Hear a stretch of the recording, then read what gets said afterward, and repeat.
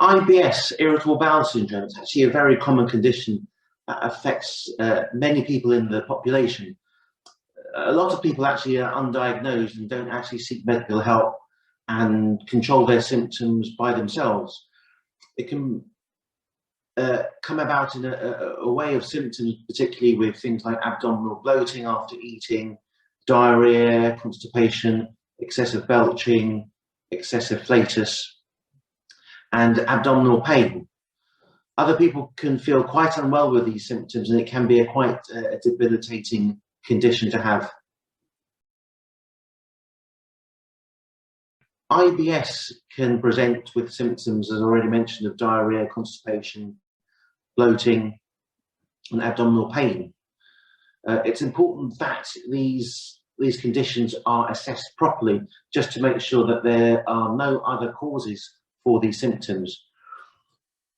I think people who have these symptoms, if they can manage things through a diet or change in lifestyle, then that's fine. A proportion of patients can manage things that way, but a proportion of patients are still struggling despite making changes to the diet and lifestyle. And they're the patients who really need to be investigated further to make sure that there's nothing else that is being missed, and then treatment can be more focused for IBS. There are some patients who seem more predisposed to develop IBS, such as we do find that younger patients tend to experience IBS more, not exactly sure why.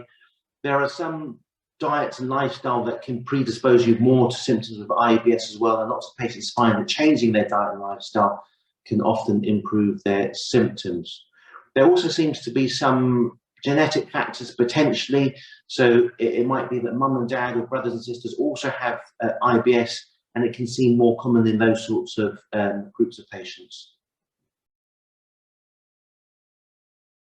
I think if the main driving force to see a doctor is if you've had these symptoms for a long period of time and you're struggling with these symptoms, then you should see your doctors just to see if there's anything else that can be done to help your symptoms, but also to investigate things just to make sure nothing else is being missed. I think it's also important to note that if there's a change in your symptoms, so if you normally have a normal bowel habit, but suddenly for a few weeks you've been having a change in your bowel habit and suffering with bloating, then that's when you need to be investigated as well, just because there's been a change in your bowel habit and your symptoms. So a change, or if your symptoms will be going on for a long period of time and you're struggling, that's when you should seek help from a medical professional. Well, treatment can vary from just making some changes to your diet and lifestyle, and a proportion of patients get better with those sorts of changes. A proportion of patients need more specialist help, and then at that point seeing a specialist gastrointestinal dietitian can often help. They can help go through specific diets to try and pinpoint what sort of foods are making things worse, and they can also talk about things regarding mindfulness, because we know that the gut and brain axis have a strong interplay and strong interrelationship, so that if people are stressed or anxious for whatever reason, that can often affect symptoms in your gut as well as elsewhere.